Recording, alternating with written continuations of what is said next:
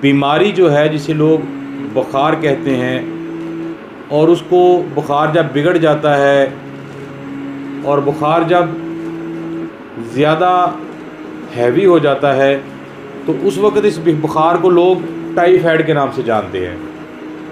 आज इस हवाले से मैं कुछ आप अहबाब के साथ गुफ्तगू करूँगा। ये जो बुखार टाइफाइड बुखार है, इस बुखार का इलाज कुरान के साथ इस्लाम में कैसे है, और ये बीमारी बुखार की जो है, ये टाइफाइड का जो बुखार होता है, ये जो अलामत टाइफाइड की होती है, ये कैसे और क्यों शुरू होती है। तो सबसे पहले मैं आप अहबाब से ये अर्ज़ करना चाहूँगा कि ये जो टाइफाइड की बीमारी है, ये जो टाइफाइड बुखार है ना, ये बुखार कैसे शुरू होता है, इसके शुरू होने की जो डॉक्टर ने और साइंस ने ये साबित किया है, ये बीमारी कैसे होती है। ये बीमारी जरासीम गंदे जो होते हैं, इंसान के हाथों से ही इंसान के अंदर जो जरासीम जाते हैं, उन जरासीमों से ये बीमारी जो है ना आगे फैलती है। तो टाइफाइड की बीमारी ये जो एक ख़ास किस्म के जरासीम होते हैं, ये ख़ास किस्म के जरासीम से पैदा होती है। ये बीमारी उन ममालिक में आम है जो अगरचे तरक्की पजीर शुमार किए जाते हों, मगर इनमें सेहत व सफाई का निज़ाम बहुत ख़राब है। अब इस बीमारी को हम इस्लाम के साथ देखते हैं कि हमने कौन सी वो गलतियां की हैं जिसकी वजह से ये बीमारी ने हम पर हमला किया। आइए जानते हैं रसूल करीम सल्लल्लाहु ताला अलैहि वसल्लम की हदीस मुबारक से। लजपाल करीम आका हज़रत मोहम्मद रसूल सल्लल्लाहु ताला अलैहि वसल्लम ने इरशाद फरमाया, आका की हदीस मुबारक आका फरमाते, जब भी खाना खाओ ना तो अपने हाथों को धो लिया करो, बिस्मिल्लाह शरीफ पढ़ के खाया करो। अब हाथों को कैसे धोना है, आइए समात कीजिए। आजकल जो मामूल बन चुका है ना, लोग हाथ धोते हैं, अच्छे साबुन उन्होंने वाशरूमों में रखे होते हैं, अच्छे साबुन होते हैं, हैंड वाश होते हैं, कई तरीके आ गए हैं आजकल हाथ धोने के। लोग हाथ धोते हैं, पानी से खाना खाते हैं, ठीक हो गया।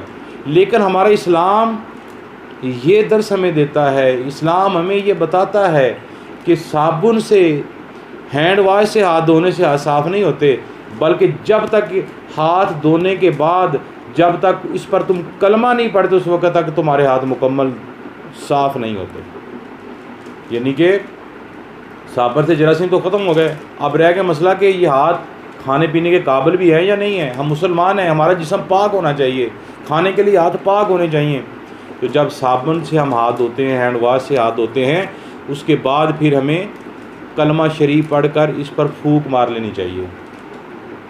जब हम कलमा पढ़ के फूंक मारेंगे इसके ऊपर, तो ये हमारे अकीदे के मुताबिक अहले सुन्नत के, ये मेरी वीडियो देख के शायद कोई ये भी कह दे, लो जी ये फूंक वाला सिस्टम कहाँ से आ गया। हमारा अकीदा है अहले सुन्नत का, हमारे अकीदे के मुताबिक हम कहते हैं कि कलमा पढ़ के फूंक मारो, फूंक मारने से अल्लाह ताला इसको पाक कर देता है।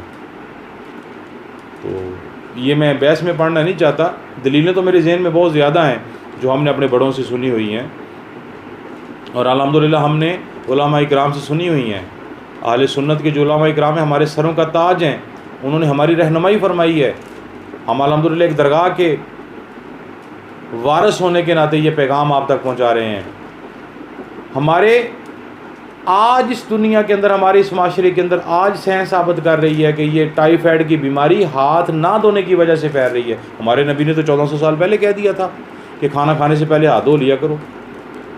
तो सामिन कराम, जो लोग बच्चे, ख़ास करके ना बच्चे ये गलतियाँ करते हैं, उनकी बचपन से ये आदत बनी होती है, बड़े होकर भी ये गलतियाँ करते हैं। ये मैं वालिदैन को रिक्वेस्ट करूँगा, अपने बच्चों को तलकीन करें, अपने बच्चों को समझाएं कि जब संजा करने के लिए जाते हो, जब वॉशरूम जाते हो, टॉयलेट जाते हो, तो उस वक़्त बाहर आकर अपने हाथों को साबुन से अच्छे तरीके से धोया करो, कलमा शरीफ पढ़ के इस पर फूंक मारा करो, कलमा शरीफ पढ़ा करो, ताकि तुम्हारे हाथ जरासीमों से भी पाक हो जाएं और खाने के काबिल हो जाएं, पलीती से निकल के पाकीज़गी की तरफ आ जाएं, तैयब हो जाएं, यानी कि साफ़ सुथरे हो जाएं। ये बीमारी जो है टाइफाइड की बीमारी, बुखार की बीमारी, इस्तिंजा करने के बाद हाथ ना धोने की वजह से ये बीमारी लगती है। आइए अब हम देखते हैं कि इनकी अलामतें क्या हैं। मैं मुख्तसर सी आप अहबाब तक अलामत पहुँचाना चाहूँगा। पहली अलामत, ये मामूली बुखार, कभी सुबह हो गया, कभी दोपहर हो गया, कभी शाम हो गया। फिर उसके बाद सर दर्द, पूरे जिस्म के अंदर दर्द, टांगों में दर्द, पाँव में दर्द, बाजुओं में दर्द, मुंह कड़वा कड़वा, जायका ख़राब हो जाना, रोटी ना खाना, भूख का ना लगना, प्यास का ना लगना, चिड़चिड़ापन, गुस्सा आना और कमज़ोरी, थकावट, पेचस, पतले पखाने, कब्ज़, पेट में दर्द, मरोड़ जिसे हम कहते हैं ना पंजाबी में, मतली, कै, और फिर पेट और सीने पर आरजी किस्म के निशान बनने शुरू हो जाते हैं, गुलाबी किस्म के, जिसे कहते हैं जी ये ख़ारिश हो रही है, जी जल्द ख़राब हो रही है। फिर तरह तरह के उसके इलाज होते हैं, लेकिन ये इन्फेक्शन होता है। ये टाइफाइड का जो बुखार होता है ना, ये अंदर का इन्फेक्शन होता है। गंदे जरासीम अंदर जाते हैं, वो आंतों को कमज़ोर कर देते हैं, आंतों को खाते हैं, फिर उसकी वजह से बीमारी आनी शुरू हो जाती है। ये जरासीम जब अंदर पहुँचों को जब 7 दिन हो जाते हैं ना, 7 दिन से लेकर 14 दिन के अंदर अंदर ये बीमारी जो है वो ज़ाहिर होना शुरू हो जाती है। फिर इसी तरह ये अलामत इन्फेक्शन की होती है। तो इसके मतलब एक देसी इलाज समात फरमा लें। अगर किसी को ये बुखार आ चुका है, किसी को ये बीमारी लग चुकी है और जिस्म पर गुलाबी इन्फेक्शन यानी कि गुलाबी धब्बे बनना शुरू हो गए हैं, जिस्म पर ख़ारिश होना शुरू हो गई है, जिस्म पर खून निकल आता है, ब्रीक ब्रीक दाने बन जाते हैं, पीपदार दाने बनने शुरू हो जाते हैं, ये सारी इन्फेक्शन की अलामत होती है। अंदर का इन्फेक्शन जो होता है वो जिस्म के मसामों के ज़रिए बाहर आना शुरू हो जाता है। उसके लिए सरसों का तेल लेकर, सरसों के तेल के अंदर नीम के पत्ते जला लें, आग के ऊपर तेल रख के उसके अंदर पत्ते डाल दें, फिर उस पत्तों को वो तेल जो होता है वो उन इन्फेक्शन वाली जगह पे लगाया जाए। इसी तरह अपने बच्चों को ये तलकीन करें, जब जिसमें भी ये बीमारी पाई जाए, जिसमें भी मालूम हो जाए ये बीमारी आ गई है, अपने बच्चों को फ़ौरन डॉक्टर के पास लेकर जाएं, फ़ौरन इसका इलाज करवाएं। ये नहीं कि आज बुखार ठीक हो गया तो दवाई छोड़ दी, डॉक्टर से फिर मुआयना करवाएं, फिर मुआयना करवाएं, फिर मुआयना, बार बार मुआयना करवाते रहें। जब डॉक्टर कहे जी अब ठीक है, उसके बाद आपने छोड़ना है। बाज़ औक़ात होता है दवाई खाते हैं, मेडिसन हमने ली है तो बच्चे का बुखार ठीक हो जाता है, हमारा बड़ों का बुखार ठीक हो जाता है, तो हम दवाई छोड़ देते हैं। चंद दिनों के बाद फिर वो आहिस्ता आहिस्ता ये बुखार जो है ना, ये मैंने पढ़ा था तिब की किताबों में, ये बुखार जो है ये तकरीबन 2-3 साल तक भी चला जाता है। हालांकि हत्ता कि यहाँ तक ये बुखार पहुँच जाता है कि इंसानी जिस्म के एक हिस्से को भी रोक देता है। कभी आपने सुना होगा पिछले दौर के अंदर किसी का बाजू काम नहीं करता था, किसी की जी बच्चे को बुखार हुआ है, बड़ा बुखार हुआ है, तो इसने हमला कर दिया बाजू पे, इसने हमला कर दिया टांग पे। ये बुखार आहिस्ता आहिस्ता जिस्म के अज़ा को भी रोक सकता है। इसका इलाज बहुत ज़रूरी है। आइए अब कुरान के ज़रिए इसका इलाज, टाइफाइड का इलाज कुरान के ज़रिए, इस्लाम के ज़रिए मैं आपको बताना चाहूँगा। सबसे पहले नंबर पर जिसको ये बीमारी लाक हो जाए, उसने ये वजीफ़ा है, एक अल्लाह तबारक व तआला का इसम है, ये नाम है, एक वजीफ़ा है, बिस्मिल्लाहिल कबीर। बिस्मिल्लाहिल कबीर ये बार बार पढ़ना है। फिर दूसरे नंबर पर आपने पढ़ना है या हय्यो या कय्यूम। ये ख़ास करके ये वजीफ़ा जो है, ये जो गर्मी का बुखार जिसको होता है ना, उसके लिए या हय्यो या कय्यूम का विर्द पानी दम करके बार बार पीना है।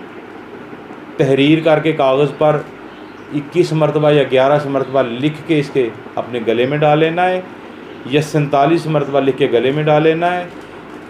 और अगर आम बुखार है फिर 11 मरतबा लिखना है, थोड़ा ज़्यादा बुखार है 21 मरतबा लिखना है, बहुत ज़्यादा बुखार है इसे 47 मरतबा लिखना है, गले में डाल लेना है। तीसरे नंबर पर लफ्ज़ है या गफ़ूर।